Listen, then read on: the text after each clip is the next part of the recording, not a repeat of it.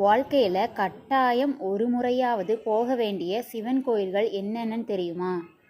நிலம், நீர், நெருப்பு, காற்று, ஆகாயம் இது எல்லாத்தையும் பஞ்சபூதங்கள் அப்படின்னு நம்ம சொல்கிறோம். இந்த பஞ்சபூதங்களோட இயக்கத்தை கொண்டு தான் உலகமே இயங்குது. பரம்பொருளாகிய இறைவன் இந்த பஞ்சபூதங்களில் கலந்திருந்து நம்மை வழிநடத்துகிறார். அப்பவே நம் முன்னோர்கள் பஞ்சபூதங்களுக்கும் திருத்தலங்களை அமைச்சு வழிபாடு செஞ்சுட்டு வந்தாங்க. அதுதான் சக்தி வாய்ந்த பஞ்சபூத சிவன் ஸ்தலங்கள்.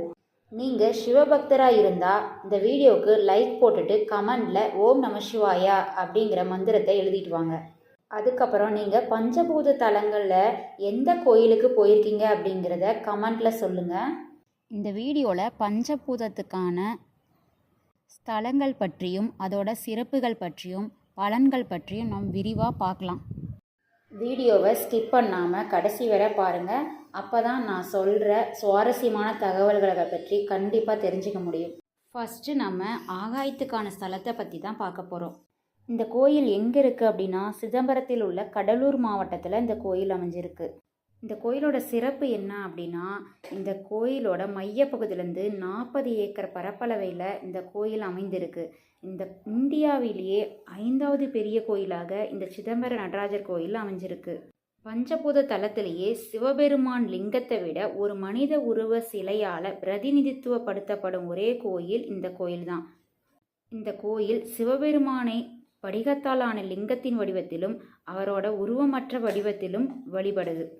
கோயிலோட கோபுரம் சோழ மன்னர் பராந்தகனால் அமைக்கப்பட்ட தங்க முலாம் பூசப்பட்ட கூரையை கொண்டிருக்கு. இந்த கோயில் பிரபஞ்சத்தின் தாமரையின் மையத்தில் விராட் ஹிருதய பத்ம தலத்தில் அமைஞ்சிருக்கு அப்படின்னு புராண கதையில் சொல்கிறாங்க.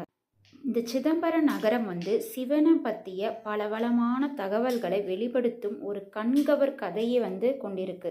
சிதம்பரத்தில் அமைந்துள்ள சதுப்பு நில காட்டிலேயே சிவபெருமான் ஒரு காலத்தில் உலாவி கொண்டிருந்தார். அந்த காட்டில் மந்திரத்திலும் கடவுளை சடங்குகள் மற்றும் மந்திரங்களால் கட்டுப்படுத்த முடியும் அப்படிங்கிற நம்பிக்கை கொண்ட முனிவர்கள்லாம் வசித்து வந்திருக்காங்க. முனிவர்களும் அவர்களோட மனைவியாரும் சிவபெருமானோட அழகில் மயங்கியிருக்காங்க. தங்கள் பெண்கள் மயங்கி விழுந்ததை கண்ட ரிஷிகள் கோபம் அடைஞ்சி ஏராளமான பாம்புகளை வரவழைக்கிறாங்க. சிவன் அந்த பாம்புகளை தூக்கி தனது மேற்பூட்டுகள், கழுத்து மற்றும் இடுப்பில் ஆபரணமாக அணிகிறாரு. மேலும் கோபமடைந்த முனிவர்கள் ஒரு கடுமையான புலியை வரவழைக்கிறாங்க. அதன் தோலை சிவபெருமான் தனது இடுப்பில் சால்வையாக பயன்படுத்துகிறாரு. அதுக்கப்புறம் ஒரு கடுமையான யானை பின்தொடர்ந்து அது சிவபெருமானால் விழுங்கி கிழித்து கொல்லப்பட்டது. ரிஷிகள் அதுக்கப்புறம் முயல்களை வரவழைக்கிறாங்க. அதுக்கப்புறம் நம்ம அனைவரிடம் உள்ள ஆணவத்தையும் அறியாமையும் குறிக்குது. சிவபெருமான் அரக்கனை தனது காலடியில் நசுக்கி ஆனந்த தாண்டவத்தை நிகழ்த்தி தனது உண்மையான வடிவத்தை வெளிப்படுத்துகிறாரு. சிதம்பரத்தில் உள்ள நடராஜரின் சிலை ஆனந்த தாண்டவத்தை நிகழ்த்தும் தெய்வத்தை சித்தரிக்குது. நடராஜரை தவிர சிதம்பர ரகசியம் அல்லது மிகப்பெரிய ரகசியம் இந்த கோயிலிருந்து தோன்றியதாக கூறுறாங்க. சிதம்பர ரகசியம் அப்படிங்கிறது கோயிலின் உள்கருவறைக்குள் உள்ள ஒரு வெற்று இடத்திற்கு பூசாரி திரைசீலையை திறப்பதை சித்தரிக்குது. இது இறுதி பேரின்பத்தை அடைய அறியாமையின் திரையை அகற்றுவதை குறிக்குது. அடுத்ததாக பார்க்க போகிறது நிலத்துக்குரிய ஸ்தலமான ஏகாம்பரேஸ்வரர் கோயில் தான். இந்த கோயில் எங்கே அமைஞ்சிருக்குன்னா காஞ்சிபுரத்தில் அமைந்திருக்கு. இந்த கோயில் 23 ஏக்கர் பரப்பளவில் பிரம்மாண்டமாக கட்டியிருக்காங்க. இந்த கோயில் இந்தியாவிலே 10வது பெரிய கோயிலாக இருக்குது. இது தென்னிந்தியாவிலே மிக உயரமான கோபுரத்தில் ஒன்றாக சொல்கிறாங்க. இது 190 அடி உயரத்தில் இருக்குது. இந்த கோயில் சுமார் கிபி 600 வருஷத்துக்கு முன்னாடியிருந்தே இருக்கிற பழமையான கோயில்னு சொல்கிறாங்க. இந்த கோயிலுக்கு உள்ள 3000 வருஷத்துக்கு மேலே பழமையான இருக்கிற ஒரு மாமரம் இருக்குது. இந்த கோயிலோட கட்டிடக்கலைக்கு பல மன்னர்கள் பங்களிச்சிருக்காங்க. இந்த கோயிலுக்குன்னு தனி சிறப்பு இருக்குது. அது என்னென்ன சிறப்பு அப்படிங்கிறத பார்க்கலாம். ஏகாம்பரேஸ்வர கோவிலில் பூமியோட அம்சத்தை சித்தரிக்க மணலால் செய்யப்பட்ட லிங்கமாக சிவபெருமான் சித்தரிக்கப்படுறாரு. இது பிருத்வி லிங்கம் அப்படின்னு அழைக்கிறாங்க. இங்கே சிவபெருமான் ஏகாம்பரநாதர் அப்புறம் ஏகாம்பரேஸ்வரங்கிற பேரில் அன்பாக வணங்கப்படுறாரு. ஏகாம்பரேஸ்வரர் என்பது மாமரத்தோட இறைவன் அப்படிங்கிற பொருள். இந்த கோயிலுக்குன்னு சிறப்பு இருக்குல்ல, அது என்னன்னு பார்க்கலாம். ஒரு காலத்தில் பார்வதி தேவி ஒரு மாமரத்தின் கீழே கடும் தவத்தில் இருக்கிறாங்க. அவரது பக்தியை சோதிக்க சிவபெருமான் கங்கை நதியை அனுப்பி அவரது தவத்தை சீர்குலைச்சி அவரது பக்தியை சோதிக்க சொல்லியிருப்பார். பின்னர் பார்வதி தேவி கங்கையிடம் அவர்கள் சகோதரிகள் அப்படிங்கிறனால தனக்கு தீங்கு செய்ய வேண்டாம் அப்படின்னு பிரார்த்தனை செய்கிறாங்க. அப்போது கங்கை தனது தவத்தை தொந்தரவு செய்யலை. பார்வதி தேவி இறைவனை நினைவு கூர்ந்து மாமரத்தின் அருகே மணல்ல ஒரு சிவலிங்கத்தை செஞ்சு அதை பிரதிஷ்டை செய்கிறார். இன்றும் கூட மணலால் செய்யப்பட்ட சிவலிங்கம் கெட்டு போகாமல் இருக்க மல்லிகை எண்ணெயால் அபிஷேகம் செய்யப்படுது. இந்த கதையோட சாராம்சம் என்ன அப்படின்னா, கடவுளை பிரதிஷ்டை செய்ய சிறப்பு சிலையோ இல்லை சிற்பங்களோ தேவையில்லை. ஆனால் ஒருவரோட முழு பக்தியோட ஒரு கைப்பிடி மணல் போதும் அப்படிங்கிறாங்க. அடுத்தது நீர் ஸ்தலம் பார்க்க போகிறோம். இந்த ஸ்தலம் திருச்சியில் அமைஞ்சிருக்கு. இந்த ஸ்தலம் பேர் ஜம்புகேஸ்வரர் கோவில். இங்கே சிவபெருமான் அப்பலிங்கம் வடிவில் வழிபடப்படுறாரு. கோயிலோட சன்னதியில் லிங்கத்தின் கீழே ஒரு நீரோடை பாய்கிறது. இது லிங்கத்தை தண்ணீரால் மூழ்கடிச்சு நீர் மூலகத்தை உள்ளடக்கியது. அதனால தான் இது நீருக்கான ஸ்தலம்னு சொல்கிறாங்க. இந்த கோயிலுக்கும் சிறப்புன்னு இருக்குது. அது என்ன அப்படின்னா, அகிலாண்டேஸ்வரியாக பார்வதி தேவி தனது தவம் செய்ய ஜம்பு காட்டை கண்டார். அங்கு அவள் தண்ணீரால் ஒரு லிங்கத்தை உருவாக்கி அதை வணங்குறாள். இது அப்பு லிங்கம் அப்படின்னு அழைக்கிறாங்க. அப்போதான் சிவபெருமான் அவளுக்கு தோன்றி சிவஞானத்தை கற்பித்தார் அப்படிங்கிறது புராணத்தையே சொல்கிறாங்க. சிவபெருமானும் பார்வதி தேவியும் இங்கே குரு சீடர் உறவை பகிர்ந்து கொள்றதுனால சிவன் கோயிலில் நடத்தப்படும் திரிஜா கல்யாணம், சிவராத்திரி கொண்டாட்டம் இந்த கோயிலில் நடைபெறதில்லை. மேலும் கோயிலில் உள்ள சிலைகள் ஒன்றுக்கொன்று எதிரே நிறுவப்பட்டது. இந்த கோவிலில் அன்னை தெய்வமாய பார்வதி தேவி சிவனை வழிபட்டதாக நம்பப்படுது. இன்றும் கூட கோவிலின் பூசாரிகள் ஒரு பெண்ணை போல உடை அணிஞ்சி அகிலாண்டேஸ்வரி தேவியோட வழிபாட்டின் அடையாளமாக இறைவனுக்கு பிரார்த்தனை செய்கிறாங்க. இந்த தினசரி சடங்குல ஒவ்வொரு நாளும் ஏராளமான யாத்ரீகர்கள் கலந்து கொள்கிறாங்க. இந்த கோயில் சுமார் 1800 வருஷம் பழமையான கோயில்னு சொல்கிறாங்க. இந்த கோயில் கோச்செங்கண்ண சோழனால் கட்டப்பட்டது.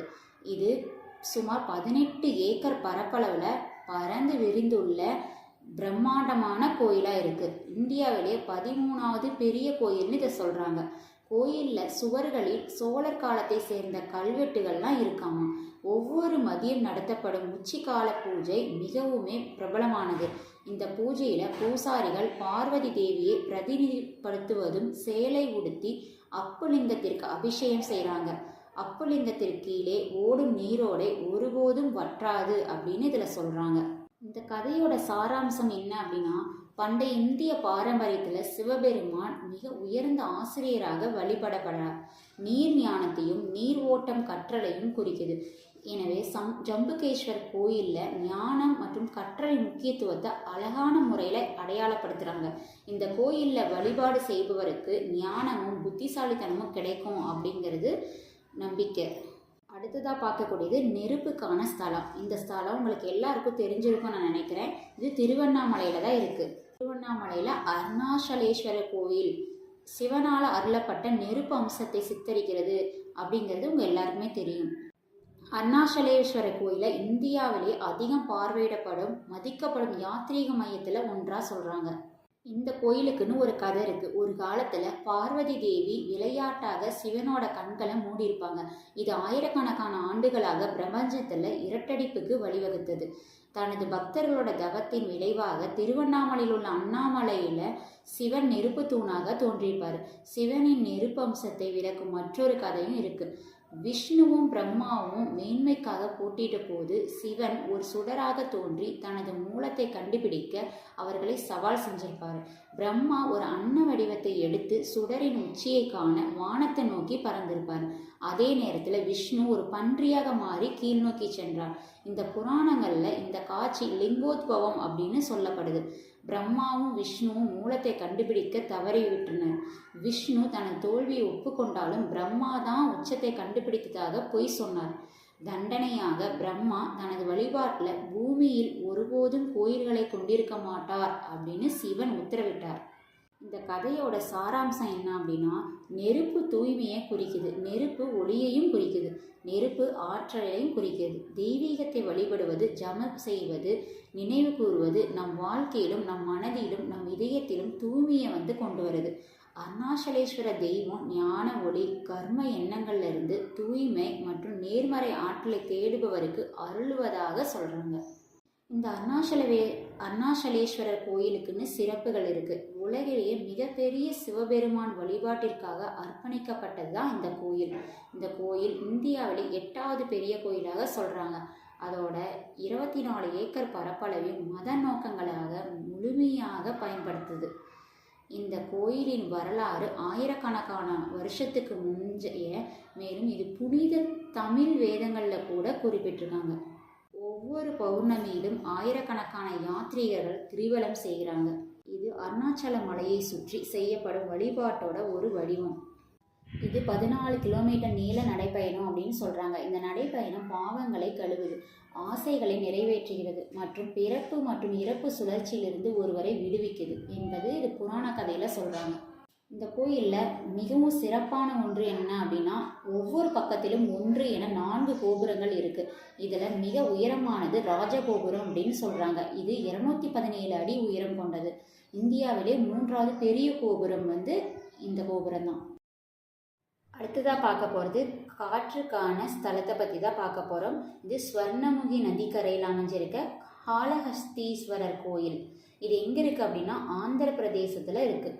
காற்றை மட்டும்தான் சித்தரிக்கக்கூடிய இந்த கோயில் லிங்க வடிவில் சிவபெருமான் இந்த கோயிலில் வழிபடப்படுகிறார். ஸ்ரீ காளஹஸ்தி தென்னகத்தின் கைலாயம் அப்படின்னும் அழைக்கப்படுது.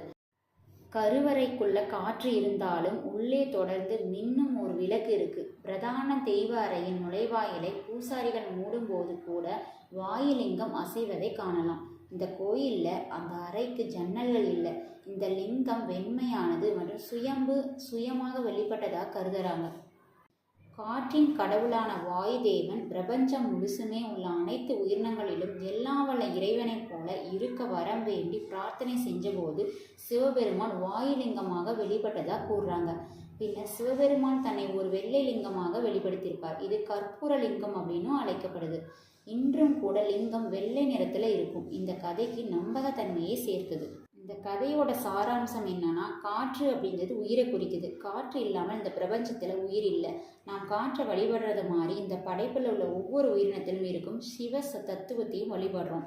இந்த கோயிலுக்கான சிறப்பு என்னன்னா, கோயிலின் ஆரம்ப கட்டமைப்பு 5ஆம் நூற்றாண்டிலேயே கட்டியிருக்காங்க. அதுக்கப்புறம் பல நூற்றாண்டு காலமாக ஸ்ரீகாளஹஸ்தியின் கட்டுமான பணி தீவிரமாக நடந்து வந்துச்சு. பிரதான கோபுரம் 120 அடி உயரம் கொண்டது. இது 1516 விஜயநக மன்னர் கிருஷ்ணதேவராயால் கட்டப்பட்டதாமா. இது ஒரு கட்டடக்கலை அற்புதமாக கருதுறாங்க. இந்த கோயிலோட முக்கிய சிறப்பு என்னன்னா, காளஹஸ்தீஸ்வரர் கோயில் வாயுலிங்கத்தை அர்ச்சகர்கள் ஒருபோதுமே தங்கள் கையிலால் தொடவே மாட்டாங்களாம். அப்படிங்கிறது அது முக்கியமான சிறப்பு. உங்களுக்கு இந்த வீடியோ பிடிச்சிருந்தா லைக் பண்ணுங்கள், ஷேர் பண்ணுங்கள், கமெண்ட் பண்ணுங்கள். கண்டிப்பாக சப்ஸ்கிரைப் பண்ணிடுங்க. மீண்டும் இதே மாதிரி ஒரு நல்ல பதிவில் சந்திப்போம். நன்றி.